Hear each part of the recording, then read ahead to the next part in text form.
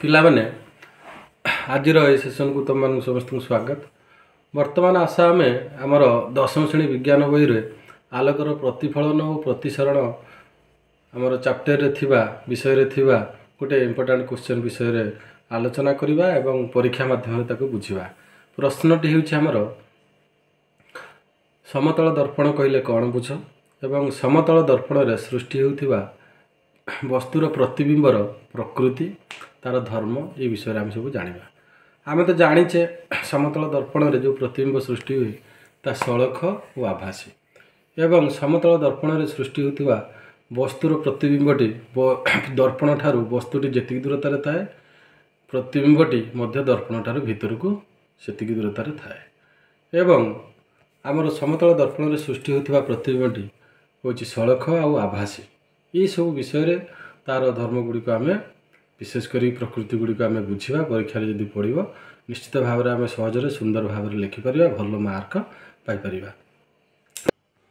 ବର୍ତ୍ତମାନ ପିଲାମାନେ ଦେଖ, ମୁଁ ଯେଉଁ ଧର୍ମ ଗୁଡ଼ିକ କହିଲି ସମତଳ ଦର୍ପଣ, ଏଇଠି ଦେଖ ଏଇ ଯେଉଁ ଦର୍ପଣଟା ଏହାର ଦେଖ ଏଇ ଯେଉଁ ପୃଷ୍ଠଟା ହେଉଛି ସମତଳ।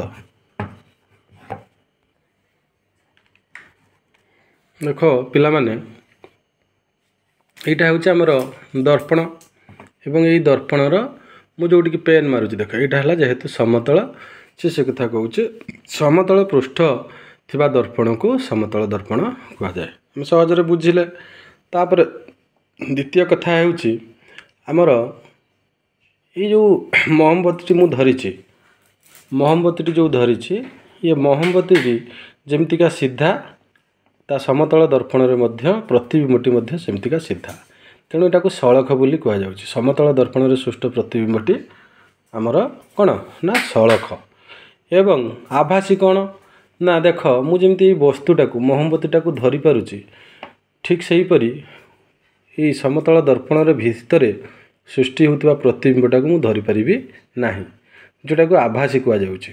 ତାମାନେ ତା ପରଦାରେ କ'ଣ ଆମେ ତାକୁ ଧରିପାରିବା ନାହିଁ, ଯେଉଁଟା ଆଭାସୀ ପ୍ରତିବିମ୍ବ ଆମେ ପରଦାରେ ଧରିପାରିବା ନାହିଁ। ତାପରେ ଦେଖ ମୁଁ ମହମବତୀଟାକୁ ଯେତେ ପାଖକୁ ନେଉଛି ସମତଳ ଦର୍ପଣର ପ୍ରତିବିମ୍ବଟି ମଧ୍ୟ ଭିତରୁ ସେତେ ପାଖକୁ ଆସୁଛି, ଆଉ ମୁଁ ଯେତେ ଦୂରକୁ ନେଉଛି ଯେତେ ଘୁଞ୍ଚେଇ ନେଇ ଆସୁଛି ଦୂରକୁ ନେଇ ଆସୁଛି ମହମବତୀଟିକୁ ପ୍ରତିବିମ୍ବଟି ମଧ୍ୟ ଦେଖ କ'ଣ ଦର୍ପଣ ଭିତରେ ସେ ଭିତରକୁ ସେ ଦୂରେଇକି ଯାଉଛି। ଦେଖ ପାଖକୁ ନେଲେ ପାଖକୁ ଆସୁଛି, ଦୂରକୁ ନେଲେ ଦୂରକୁ ଆସୁଛି। ତେଣୁ ଏହାକୁ ଆମେ କିପରି ବୁଝିବା ନା ସମତଳ ଦର୍ପଣ ସମ୍ମୁଖରେ ବସ୍ତୁ ଯେତିକି ଦୂରରେ ଥାଏ ତାର ପ୍ରତିବିମ୍ବ ଦର୍ପଣର ପଛପଟେ ସେତିକି ଦୂରରେ ଥାଏ। ଏଇଟା ହେଲା ଆମର ଦ୍ୱିତୀୟ କ'ଣ ତାର ଧର୍ମ ଯେଉଁଟା। ତାହେଲେ ପ୍ରଥମଟି ଆମେ ଜାଣିଲେ, ଦ୍ୱିତୀୟଟି ଜାଣିଲେ ଏବଂ ତୃତୀୟଟି ହେଉଛି କ'ଣ ନା ଆଭାସୀ ବୋଲି ମଧ୍ୟ ଆମେ ଜାଣିଲେ। ପ୍ରତିବିମ୍ବଟି କ'ଣ ହୁଏ ନା ଏଠି ଆଭାସୀ ହୁଏ, ସମତଳ ଦର୍ପଣରେ ପ୍ରତିବିମ୍ବର ପଛପଟେ ଦେଖାଯାଏ। ପ୍ରତିବିମ୍ବଟା କ'ଣ ହେଉଛି ସମତଳ ଦର୍ପଣର ପଛପଟେ ଦେଖାଯାଉଛି।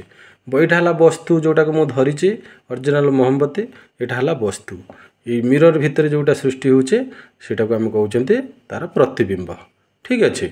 ଆଉ କ'ଣ ନା ବସ୍ତୁର ଦୂରତା ପ୍ରତିବିମ୍ବର ଦୂରତା ସହ ସମାନ, ଅର୍ଥାତ୍ ଏଇ ଯେଉଁ ସମତଳ ଦର୍ପଣ ପୃଷ୍ଠଠାରୁ ଭିତରକୁ ପ୍ରତିବିମ୍ବଟି ମିରର ମଧ୍ୟରେ ଦର୍ପଣ ଭିତରେ ଯେତିକି ଦୂରତାରେ ଅଛି ଏଇ ପୃଷ୍ଠଠାରୁ ଆମର ସମ୍ମୁଖରେ ସେତିକି ଦୂରତାରେ ମୁଁ ଯେଉଁଟା ଧରିଛି ଏଇଟା ତାର ସମ୍ମୁଖ ସେତିକି ଦୂରତାରେ ଅଛି।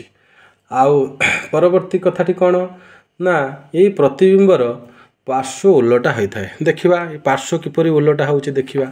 ବର୍ତ୍ତମାନ ଏ ପାର୍ଶ୍ୱ ଓଲଟା ହେବା ପାଇଁ ଆମେ ଗୋଟେ ଛୋଟିଆ ପରୀକ୍ଷାଟେ ଏଥିରେ କରିବା।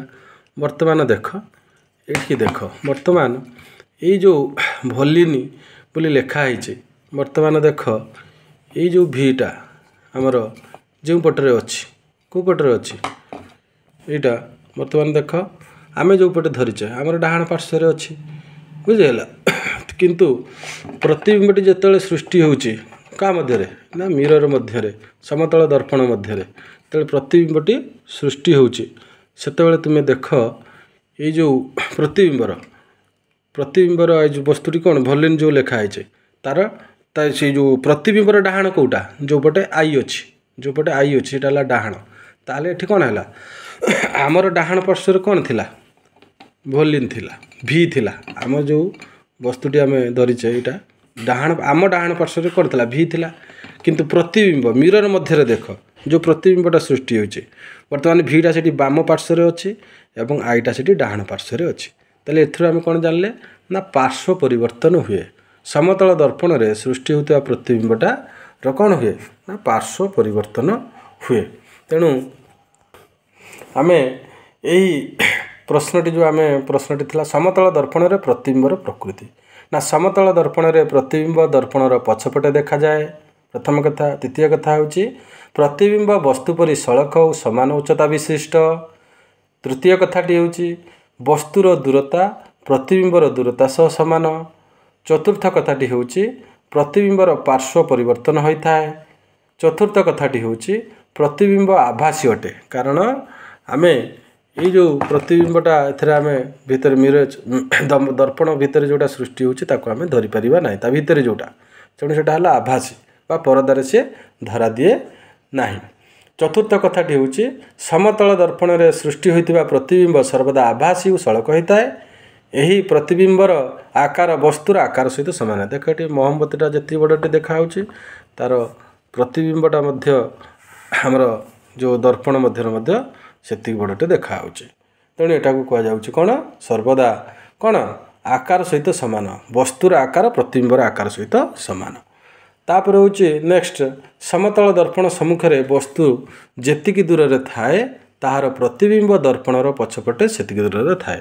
ଏଇଠୁ ଦେଖ ଏଇଠୁ ବର୍ତ୍ତମାନ ବସ୍ତୁଟି ଯେତିକି ଦୂରରେ ଅଛି ସେଇ ଦର୍ପଣ ଠାରୁ ଭିତରକୁ ପ୍ରତିବିମ୍ବଟି ମଧ୍ୟ ସେତିକି ଦୂରତାରେ ଅଛି। ତାହେଲେ ଏଇଠୁ ଏତିକି ଦୂରତା ଯେତିକି ସେଇ ମିରର ପାଖରୁ ଯେଉଁ ପଛପଟକୁ ଯେଉଁ ଆମର ପ୍ରତିବିମ୍ବଟା ସୃଷ୍ଟି ହେଉଛି ତାର ଦୂରତା ସେତିକି। ଆଉ କ'ଣ ନା ପ୍ରତିବିମ୍ବର ପାର୍ଶ୍ୱ ଓଲଟା ହୋଇଥାଏ। ଏଥିରୁ ଆମେ ଜାଣିଲେ କେଉଁଥିରୁ ପାର୍ଶ୍ୱ ଓଲଟା ହୋଇଥାଏ କେଉଁଥିରୁ ଜାଣିଲେ ଏଇଟାରେ ଦେଖ ବର୍ତ୍ତମାନ ଦେଖ ଆମ ଡାହାଣରେ ଅଛି କେଉଁଟା ଆଇ ଅଛି କେଉଁଟା ଅଛି ଆମ ଡାହାଣରେ ପାର୍ଶ୍ୱରେ ଆଇ ଅଛି କିନ୍ତୁ ବର୍ତ୍ତମାନ ଦେଖ ପ୍ରତିବିମ୍ବ ଯେଉଁଟା ମିରର ମଧ୍ୟରେ ସୃଷ୍ଟି ହେଲା ଇମେଜ ଯେଉଁଟା ସୃଷ୍ଟି ହେଲା ତା ଭିତରେ ସେପଟରୁ ଯଦି ଆମେ ଦେଖିବା ଆମେ ଏପଟେ ଯେଉଁଟା ଡାହାଣ କହୁଛେ ସେଇଟା ପ୍ରତିବିମ୍ବର ବାମ ପାର୍ଶ୍ୱ ଆମେ ଯେଉଁପଟେ ଏଇଟା ବାମ ବୋଲି କହୁଛେ ପ୍ରତିବିମ୍ବର ସେଇଟା ଡାହାଣ ପାର୍ଶ୍ୱ। ତେଣୁ ଏ ପରୀକ୍ଷାଟି ନିଶ୍ଚିତ ଭାବରେ ତୁମମାନଙ୍କ ପାଇଁ ଉପାଦେୟ ହେବ। ଦଶମ ଶ୍ରେଣୀ ବୋର୍ଡ଼ ପରୀକ୍ଷାରେ ପଡ଼ିଲେ ନିଶ୍ଚିତ ଭାବରେ ସୁନ୍ଦର ଭାବରେ ତୁମେ ତାର ଏଇ ଧର୍ମଗୁଡ଼ିକୁ ଲେଖିନେବ ଏବଂ ପରବର୍ତ୍ତୀ ସମୟରେ ଆମେ ଆଲୋକର ପ୍ରତିଫଳନ ପ୍ରତିସରଣ ବିଷୟରେ ଗୋଟେ ଭିଡ଼ିଓ କରିବା ତା ବିଷୟରେ ଅଧିକ ଜାଣିବା। ସେଥିପାଇଁ ମୋ ଚ୍ୟାନେଲ୍ ସହିତ ଯୋଡ଼ି ରହିବା ପାଇଁ କ'ଣ ସବସ୍କ୍ରାଇବ୍ କର ଆଉ ସେୟାର କର ବହୁ ମାତ୍ରାରେ। ନିଶ୍ଚିତ ଭାବରେ ଏହା ତୁମ ପାଇଁ ପରୀକ୍ଷା ପାଇଁ ଗୋଟେ ଉପାଦେୟ ହେବ ଏବଂ ତୁମେମାନେ ପରୀକ୍ଷାରେ ନିଶ୍ଚିତ ଭଲ କରିବ। ଧନ୍ୟବାଦ।